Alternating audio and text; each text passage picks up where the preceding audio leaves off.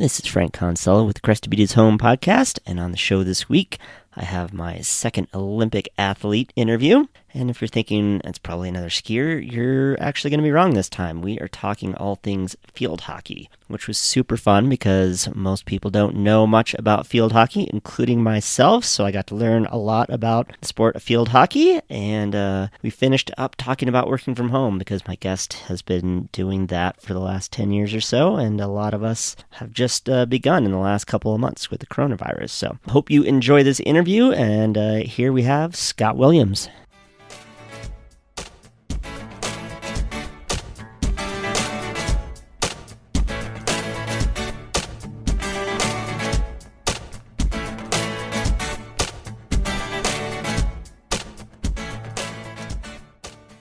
On the Crested Butte Home podcast today, my guest is Scott Williams. So tell us a little bit about yourself and where you are from to start off with. So originally from Southern California, was born in Orange, moved around quite a bit when I was a little guy. We moved to Tennessee, but I was really young, don't remember that. We were in Phoenix, and I barely remember that. And then we moved up to Reno. That's where I learned how to ski. And nobody in my family skied. That was the weird part, is I remember seeing the mountains and being like, when do I get to learn how to ski? And I think I was like 6 years old. And then that's where I learned how to ski. I learned how to ski at these tiny little ski areas around Tahoe. Did they just, sorry to interrupt, but did they just like take you up there and drop you off at ski school, or did they learn how to ski too? No, it was with the elementary school I was in. The elementary school I was in would take us up there, and there were this one little ski area was called Tannenbaum, and it was a rope tow and a T-bar, and it was specifically for kids. Oh, cool. And the next one was called Sky Tavern, and it was right below what is now, I think it's called Mount Rose, but it's a combination of Slide Mountain and Mount Rose, where it's got those big chutes like that are right on top of that pass. I know you've skied there. I haven't actually, but yeah, no, I know Rose for sure. And I remember looking at those chutes when I was a kid, and it was illegal to ski those back then. You know, I'm a little kid, and so Sky Tavern had a bunch of platter lifts like the Palmas, and it was, there were, I think, 5 lifts, and they're numbered 1, 2, 3, 4, 5, and then it was below those chutes. You could see those chutes from where we skied. So that's where I learned how to ski, and then eventually I skied Slide Mountain, which is the Reno side of Mount Rose. Because there's 2 sides to it. There's the side that faces the lake and the side that faces Reno in Carson City. And then we'd go ride the lifts up there. But that's where I learned how to ski, and I was just a little kid, and they'd take us up during the week and on the weekends. So I got to ski a couple days a week just doing that, and it wasn't very expensive. It was just part of the school. My parents had come up and watched me ski, but they never actually got on the lifts with me. Very cool. Yeah. Very cool. Well, anyway, before I interrupted you, you were going into other places after that, I thought. Yeah. So after that, and my dad was an engineer, so that's why he moved around. He worked for Dart Craft and did a whole bunch of, it was like pollution mitigation. We moved back to Southern California, and that was when I was in, I think, 6th or 7th grade when I moved back down there, and then lived down there through high school. Right after high school, during high school, actually, let me back up. When I was in junior high, and this will date me, the 1984 Olympic team, the LA Olympics were in '84, was in Southern California recruiting kids to play field hockey. And they did a demonstration at the junior high I was at, and there was an individual out there named Tom Harris who introduced all of us kids to field hockey, and we all learned how to play together. There was a league out there. There's actually still a huge field hockey hotbed for all ages in Southern California. Moorpark College has an actual turf field, but Tom Harris he was one of the main organizers of this, and he would take all us kids out to practice, and he'd show us how to play. And the U.S. national team trained out there. So the coach was out there, and a whole bunch of players were out there. And I was just exposed to that from when I was in about 7th grade. Just started playing, liked playing it, played through high school, was able to hang out with a bunch of guys on the national team and I was reasonably athletic, so they'd let me hang out at practice. I got to get, if the ball missed a goal, I was one of the kids that would, hey, give it back to them. Eventually, they'd start letting you join in drills and playing with all the big kids. So got exposure that way. So I went all the way through high school in Southern Cal. When I was 16, that was the first time I got to go train at the Olympic Training Center in Colorado Springs. At the time, they had a facility for field hockey specifically. And, I was pretty young. I was a teenager, but got to go up there and do a couple-week training camp So and was just progressed from there. just to interrupt. So was field hockey then your life, or were you still skiing? Were there other sports, or did you take on to that and that was like your thing? That was one of the main things I did, but I still loved to ski. When I was in Southern California, we would go to Big Bear, we'd go to Snow Summit, occasionally we'd go up to, with friends, of course, I'd go up to Mammoth. Okay. Because that was a reasonable drive from there. But I was still skiing.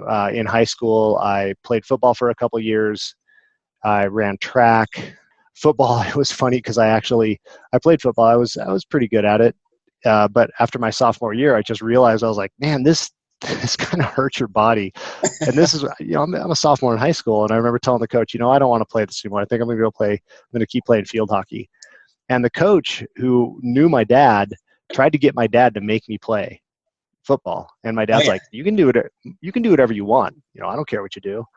And I'm like, cool. And so, fast forward to, making the U.S. national team and getting named to the Olympic team, going to the Olympics and stuff like that.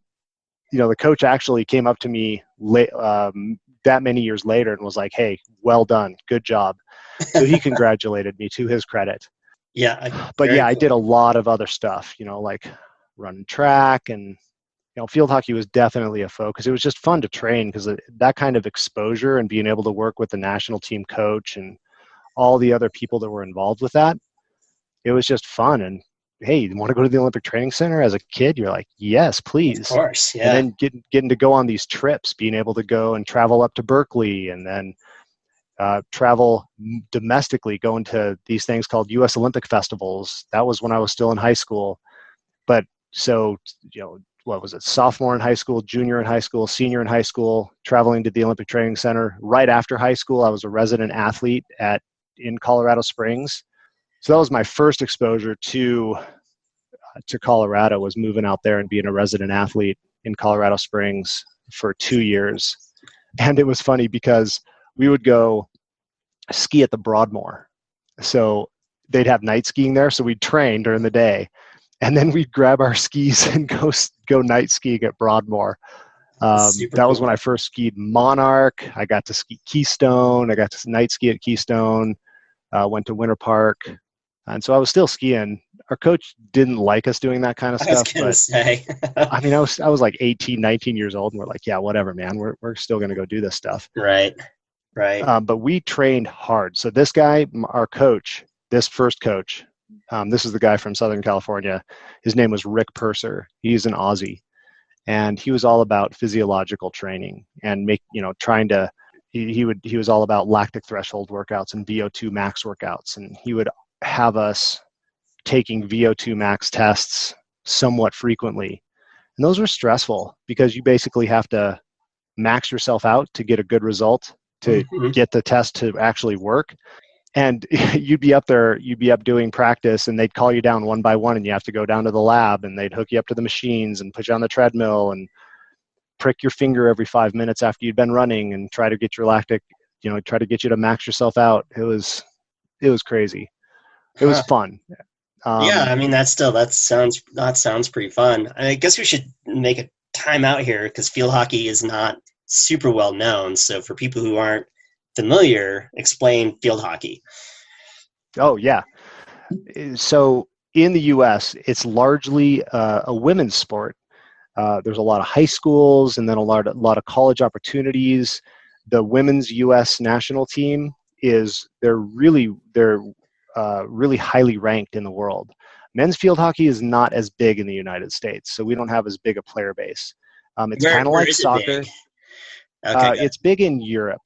Okay. So the let's say some of the top 10 teams would be Holland, Germany, Belgium, Australia, India, Pakistan.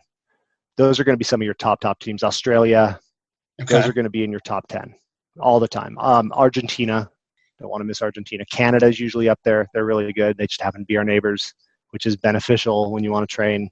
But it's like, look at it like soccer with a stick. So outdoors, you have 11 aside, you have a goalie. The tactics are similar, but it's a way, there's no offsides, so the offsides rule doesn't apply. You're right-handed only, so the tactics can be different based on what side of the field you're on. And we would play exclusively on an artificial turf, not a field turf like you see a lot of these days. There's a very specific type of artificial artificial grass that you would use, and you usually water it down. It helps the ball move better. So is it low scoring like soccer usually too, or what's a typical score? Yeah, a little bit more scoring than soccer. 5-2, 5-3. But Okay. you can have games that are 1-0. So more than, say, lacrosse, which I would think is semi-similar, or not at all? So I'm not as familiar with lacrosse. I think the scoring is a little bit less, kind of like soccer, but lots of running, as you can imagine. Not a lot of protective gear. I would generally wear shin guards and a mouth guard. That's about it. You're running around like a soccer player. Okay. And not, even though it has hockey in the name, it's not at all similar to ice hockey in general, is it? No, the stick's way different. It's shorter. It's got a curved end. You can only use one side of the stick, the flat side. So how, with only being able to use one side of the stick, I mean, can you still stick handle the way that hockey players do to get around an opponent, or is that much harder because you can't go back and forth? It's just a different skill. Different skill. So I've actually shown a couple of people that are really good ice hockey players a field hockey stick and showed them how it works. Mm-hmm. And once they understood it, they were really good at it really quick. I was impressed. I was like, oh my gosh, you picked that up quick. And on the other side, when I've actually picked up an ice hockey stick, and I'm not a good skater. I'm okay. I can stop, but I watch people skate and I'm like, oh my gosh, they're super graceful. They, and I can go backwards and stuff like that. But my stick skills with an ice hockey, they're like, how did you learn how to do that if you haven't played ice hockey? I was like, well, I played field hockey. Oh, cool. I can do a slap shot. I can do wrist shots. I can do all sorts of stuff with a puck. It just makes sense to me because of when you have that experience with the stick, it makes sense. It still makes sense. Okay. Still makes sense, yeah. And they're different. They are way different. But anybody that's good at ice hockey, they could, once they're shown how to do it, they'd be like, oh, I get it. I understand it. It just kind of clicks. Okay, cool. And are there, like in ice hockey, I mean, it's very physical. There's checking. I mean, is that allowed in field hockey, or is there less contact? No, more like soccer. It's not that super big contact sport. That ice hockey is. So that's there's incidental contact, but not anything like ice hockey.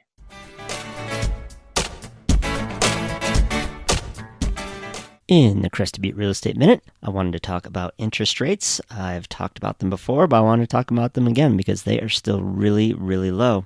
And that has a lot of positive impacts on real estate. So low rates do a lot of things. Number one, of course, they lower your monthly payment. Number two, it increases how much you can qualify for. So that means you might be able to afford a slightly more expensive property if you are a buyer looking. And finally, it is a hedge against inflation because your 30-year fixed mortgage is going to stay the same even as the price of groceries and gas and whatever else might go up in the future. So this is a great time to buy because of today's low rates, despite all the uncertainty with the coronavirus. So just wanted to point that out. If you have any questions, please visit CrestedButteRealEstateAgent.com. You can also sign up for my newsletters there, or you can just call me, Frank Consella, at 970-596-7990. Let's get back to the interview.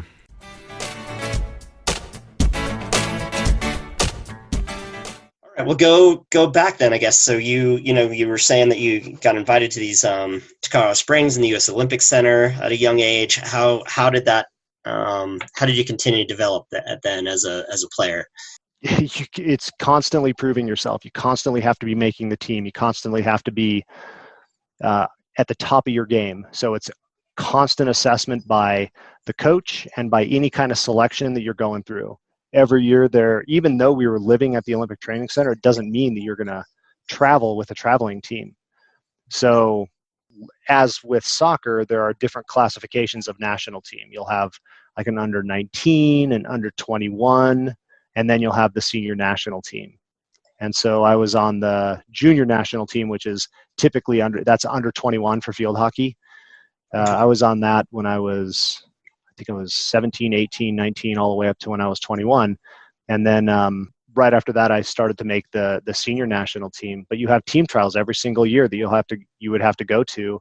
And during those team trials, you would have a selection committee that would watch everybody play, and then they would choose who the team was. A travel team is going to be 16 people, 11 field players, then five on the bench, including one goalie. So there'd be 4 field players and a goalie on the bench. Then you have the 10 field players and one goalie on the field. So that would be a traveling team. And usually they'll name alternates to that. So you always had to be on top of your game to get named to a traveling team. Just because you live at the training center doesn't mean you're going to make the traveling team. And I got cut. There were definitely times when I'd not make the cut. And that's always discouraging to sit home, especially when you're like 19, 20, 21, and you're just like, training as hard as you can, but you don't make the cut. It's a hard thing to do, but I would just persevere and keep training and keep working with these guys. And okay, what skills do I need to work on? What do I need to do to keep moving forward? And this is it, right? This is like all you're doing. You're not like going to college for a semester and then just training for a little while. This is like 12 months a year. This was 12 months a year. When I moved out to Colorado Springs, it was basically right after high school, and I moved up there, and it's a dorm situation with cafeteria. I didn't have a job, but everything was covered. I would train 5 days a week. We would typically have weekends off unless there was some event we were going to. You had the medical facilities were there. So my version of healthcare was very skewed compared to what most people are.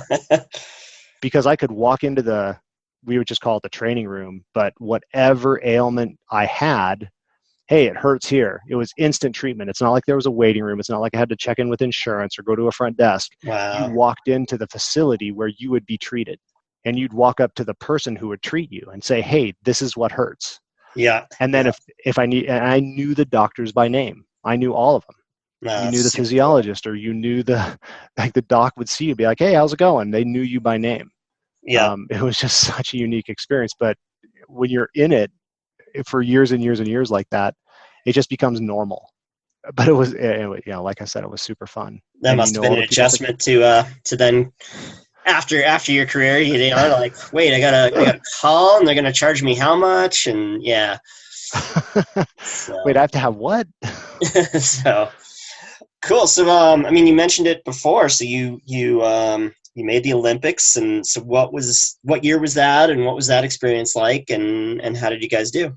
So 1996, and we didn't do very well. We actually got 12th out of 12, which was definitely a bummer. Interestingly enough, right before the Olympics, so April before the Olympics, we went to Spain. We went to Barcelona. We played in a 4-nation tournament with Spain, Argentina, and Ireland. And we won that tournament outright. We won first place. In the Olympics, Spain got 2nd place, Argentina got 6th place, and Ireland wasn't even there. We beat Spain when we played them in April. The Olympics were in August. We beat Argentina. They got 6th, and then we tied Ireland. Really interesting, right? But between that tournament and the Olympics, we just we didn't perform like we wanted to. But what an experience, was I got to go to the Olympic Village. I got to play in those games. I got to walk through the opening ceremonies and hang out with all the other athletes. Got to be part of that whole thing. I was There was a bomb at Centennial Park. I think there's a I movie was out just about gonna that right say now. that was the bomb year. So you I were was there for right that. there. I Wow. was like 50 feet away from it. Me and one of my buddies were at Centennial Park in Atlanta, and when that thing went off, and it was just boom, and we felt the concussion. And I looked at him. I go, "What was that?" Wow. And I don't know. And so we went outside where we were and looked, and we see these people scattering away from where it was, and it was an explosion. And there were people that were like, it's kind of gross. They're like bleeding out their ears and stuff. We're like, oh my gosh, that was a bomb. And Wow. my friend's family was there. My family had already gone home. So we looked at his family like, you guys got to get out of here. And so me and my friend Larry walked back. We were staying, the Olympic Village was at Georgia Tech. And so we walked from Centennial Park back to Georgia Tech.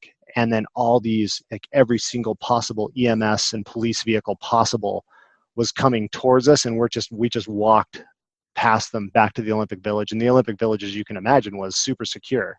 Mm-hmm. You had to go through a security checkpoint. And when we got back there, there was one of the security people that was on the external fence going, you guys got to get out of here. You can't come in. We're like, no, we're athletes. And they're like, get in here. And so we had to go check in with them, go walk through all the security. Being from the US, they had us in a super secure part of the Olympic Village. And we got escorted back in there and we were fine. It was kind of a scary situation. Wow. Yeah. Crazy. But that whole experience was, it was super cool. And, leading up to a tournament like that, there's a whole lot that goes into that.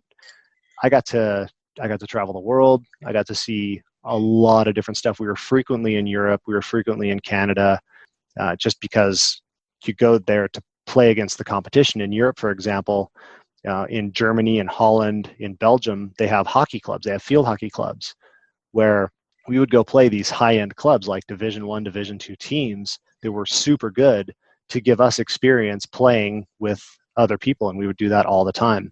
Awesome. Yeah, it was just super fun. It was super fun to be able to do that, be able to travel around with all of your friends on an airplane when you're super young. Yeah, right. It's it like was you're amazing. having a very different college-aged experience for sure. And I would take classes here and there. Part of what I did leading up to the Olympics and even after that was, because I kept playing after the Olympics, I was a math tutor. Right out of high school, I was pretty good at math, and I took a couple classes at some community colleges, and one of the professors was like, hey, you should teach this stuff. And so I did. So I started doing it, and then I would just get to know people, and I would charge them like $12 an hour to come over to their house and tutor them in math. So I'd make a little bit of income doing that. But I did. So I played all the way through the 90s, all the way up until 1999. I went to the Pan Am Games in Winnipeg, Canada. I actually moved to Gunnison, Colorado to go to Western State after the Olympics. So 96 Olympics, in 97, I moved to Western State to go to college. And I was a non-trad student at that point, but had a little bit of college under my belt because I had taken a couple classes here and there, and started going, but I was still training. And Gunnison's a great place to train because it's altitude. And so I skied my brains out and ran, and I picked up soccer. I didn't know how to play soccer at first, so I started playing soccer with the soccer club at Western. And one of the first people I met, really cool guy, and I'll tell you who it is in a second, but I want to build up this character. So I'm brand new, don't know anybody. I just moved out there. I knew the ski area was super cool. I loved the area, already loved Colorado, but I'm like, I got to train. Soccer's a good place to do this. And I remember going out and just playing, and I'm awful at soccer. I was awful at soccer, but I was super fit. I could like run circles around people. And the coaches were like, okay, here's a ball. You need to go home and learn how to juggle this thing. And there was another guy that was the same way. He was really fit because he was a runner. He was a distance runner. And they kind of pulled both of us aside. They're like, you guys got to learn a little bit of control, but you'll be fine once you do. And so, start hanging out with this guy. And so before soccer practice, I'd go out to the field, and it's the Western State field.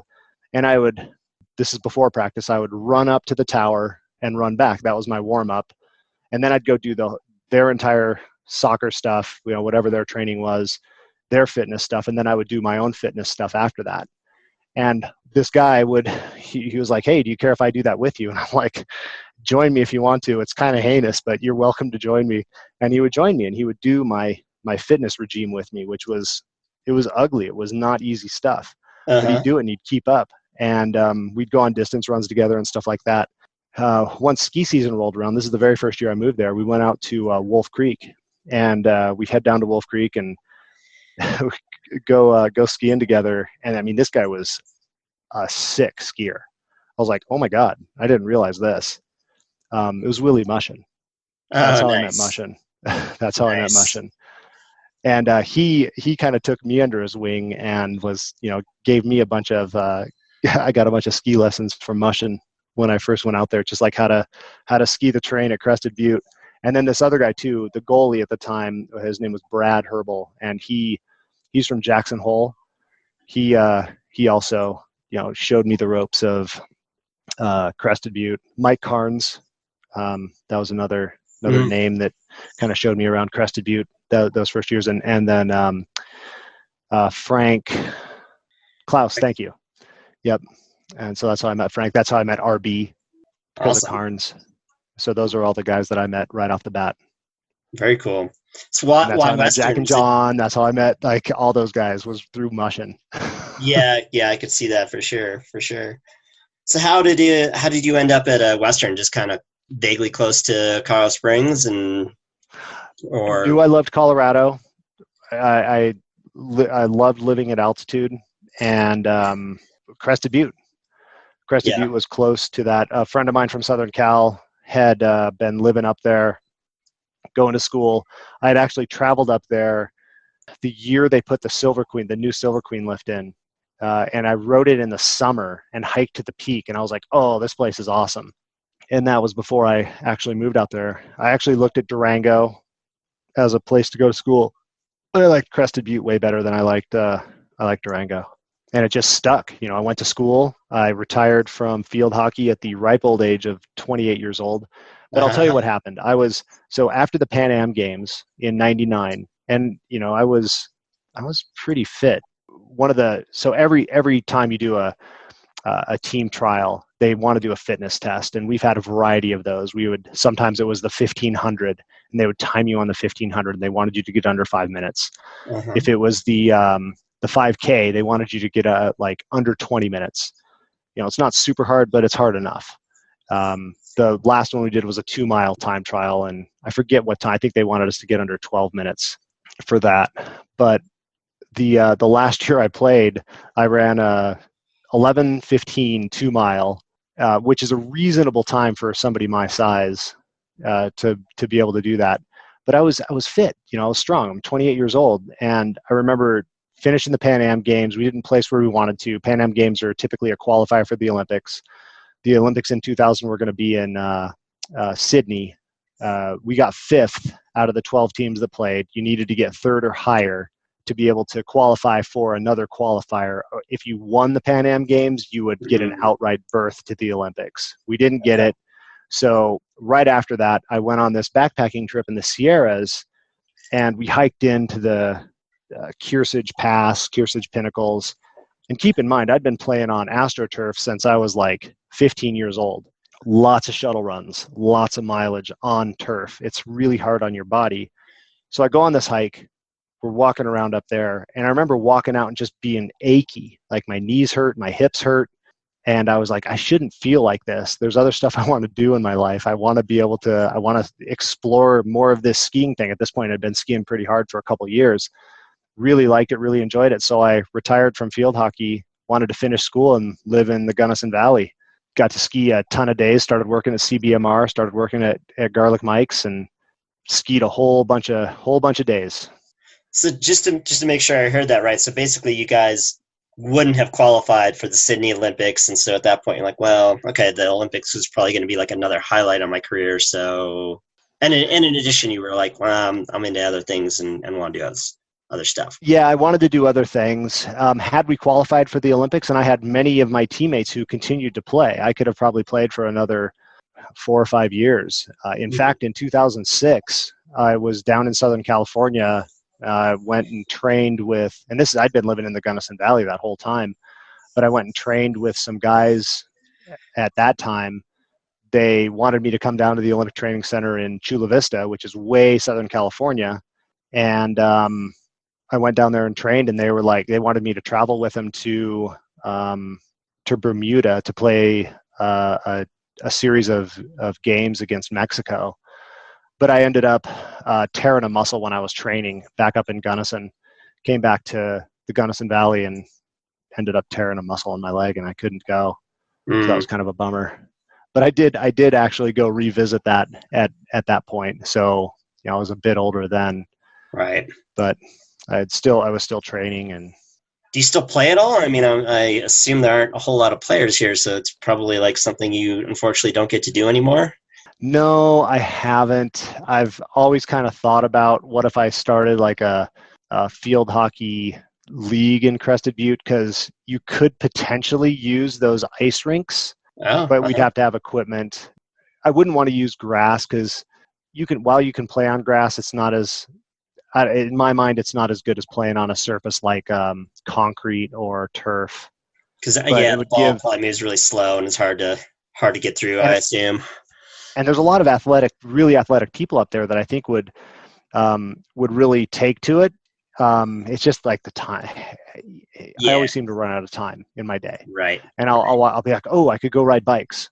The mountain's right there. Let me go do a loop on the mountain. Right. Or let me go ride Snodgrass real quick. Or rather than go and organize and teach people how to play field hockey. And that's probably very selfish of me. No, spreading that knowledge is always a good thing.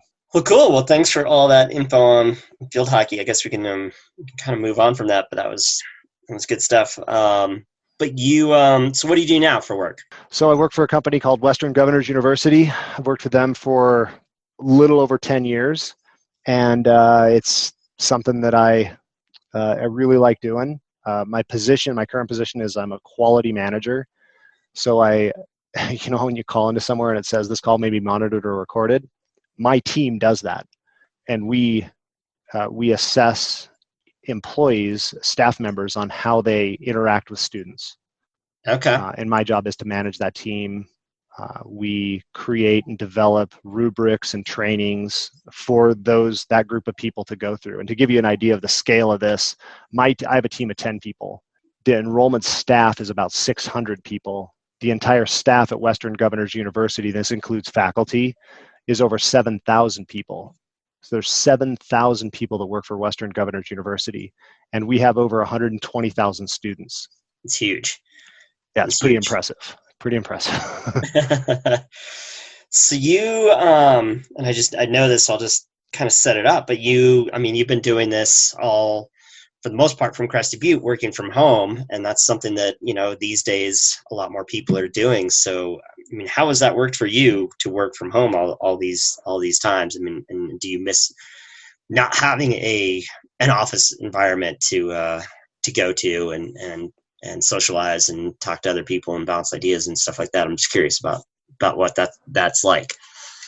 So when I initially started working with the company, I did work in an office. I actually lived in Salt Lake for a few years, and the office is in Salt Lake, and I worked from that office for about 7 months when I initially got hired.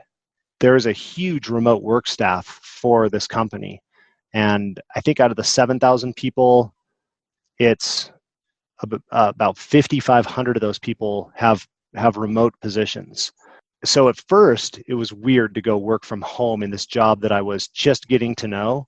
But I learned how to use the technology really quick, like learning how to use some kind of chat feature. I know a lot of people, you're familiar with with instant messaging. We use Teams, we use Microsoft Teams now. We had this thing called Spark back then, but there's a lot of other platforms you can use to communicate with people instantly online. A lot of, we're using Zoom for this, but I'll use Microsoft Teams, or I'll use WebEx. I've used Adobe Connect. So you can always interface with people using video, just talking to them verbally. I have a soft phone on my computer.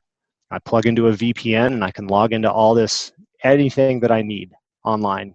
And it's all provided by work, but I have a pretty sweet office setup. I have dual 27-inch monitors, use a MacBook. have a docking station. I have a really nice wireless headset. So you can definitely collaborate with people as needed.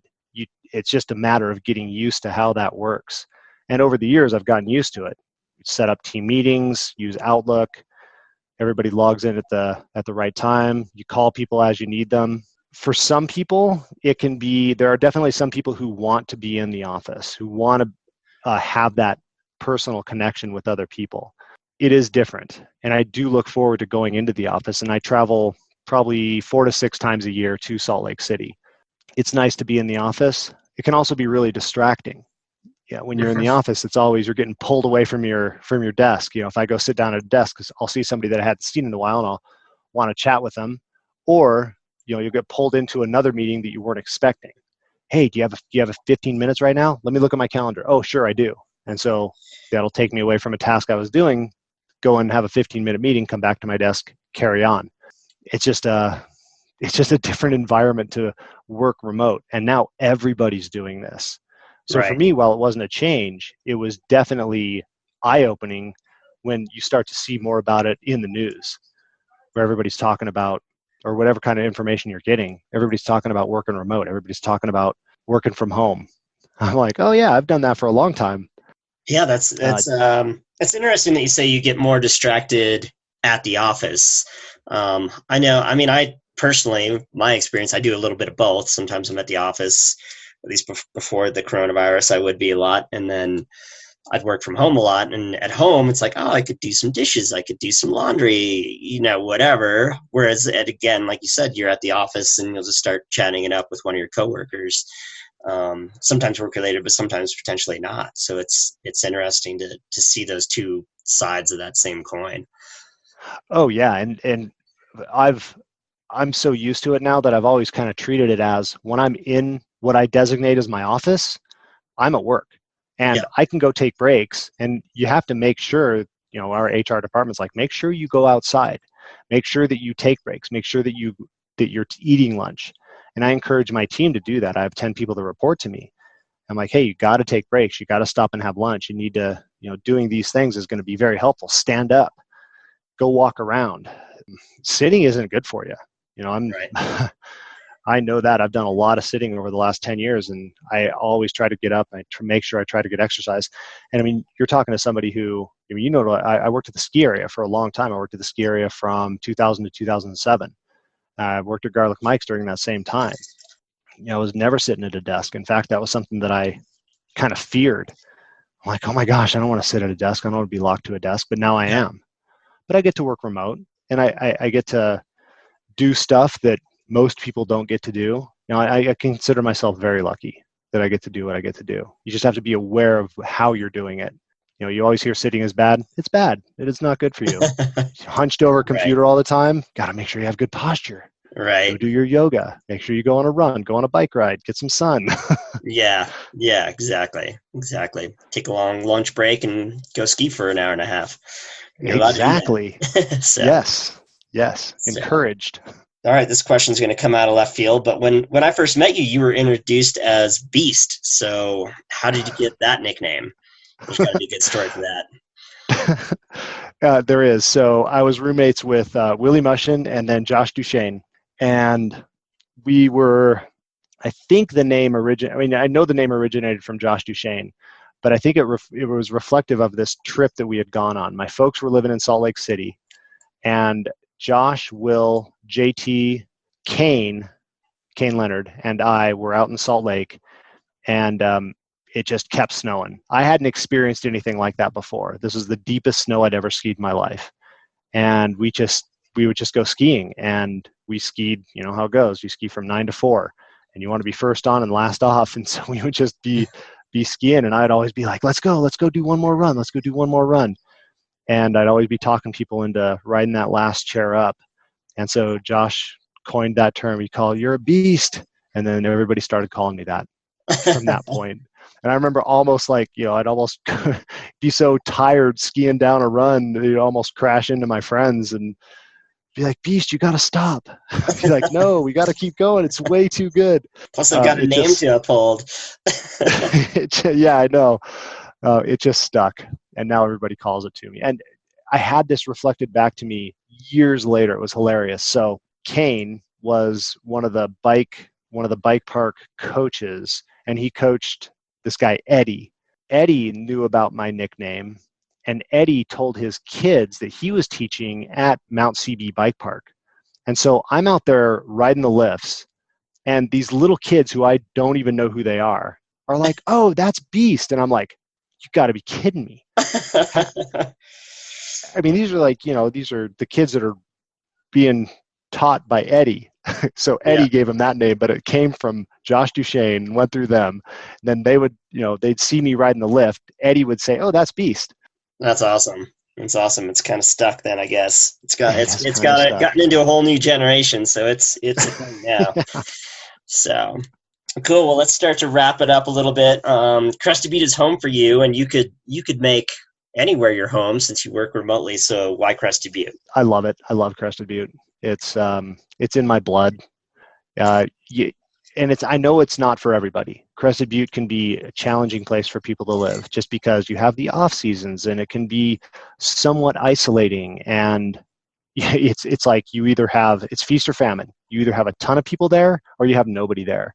But I absolutely love going and sitting in one of those benches in the base area where you're facing the Red Lady and Silver Queen.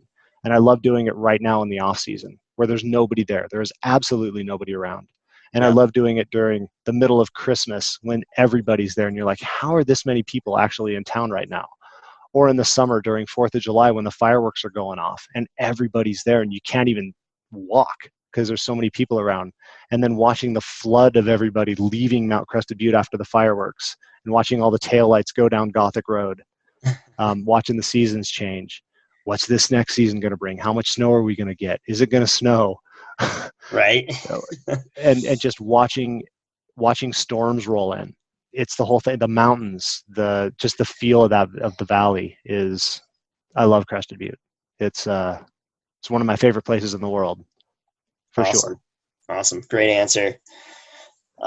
Anything else I should have asked that you want to talk about? I've done a ski trip with you, and it was many years ago. We were it was Whistler. We were staying in Pemberton, and there was a day where we were skiing. The mountain was the upper mountain was blown down. There was a wind hold on all the upper lifts, and we were riding Crystal Chair, and I had that little Honda Civic, and I remember skiing Crystal Chair, and the wind was blowing so hard, and we called it. We get back to my car, could barely open the doors because there was so much snow.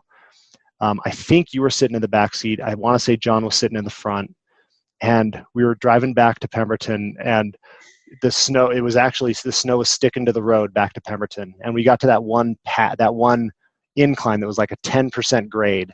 You know the one I'm talking about. Yeah. And we're driving, and you, John, and I are in the car, and there was that little white car behind us, and we're like cruising up, and I remember feeling the tires spin. I was like, oh no, we're not going to make it to the top. And the little car was like trying to keep up with us, and I had really good snow tires, but it was still a Honda Civic. And we're kind of rally car racing it to the top, and the front tires are spinning, the back end's kind of fishtailing. We just crest the top. I was like, oh, whew, okay, we made it.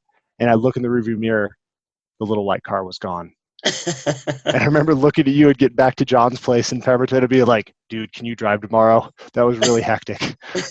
And I think you had the Isuzu at the time. And so you were like, okay, I'll drive. And so you drove us back, and that little white car was at the little pullout right before he didn't make it up. He had to have turned around. He abandoned his car because it was still sitting there the next morning when we went skiing. That's hilarious. I remember parts of that, but not all of it. That's hilarious. So. I remember doing other stuff too, like you and Will, Jack, John. I don't remember if it was. No, it had to have been that year because you weren't there the other year I was there. You guys would go ski like Disease Ridge, and you'd go ski. You go ski in the backcountry, and I remember walking out to where those gates were. I'd skin up to where the gate was and be like, nah, and I'd just keep skiing inbounds. I'd ski back down the glacier, and I'd ski Spanky's Ladder and Chainsaw Ridge all day.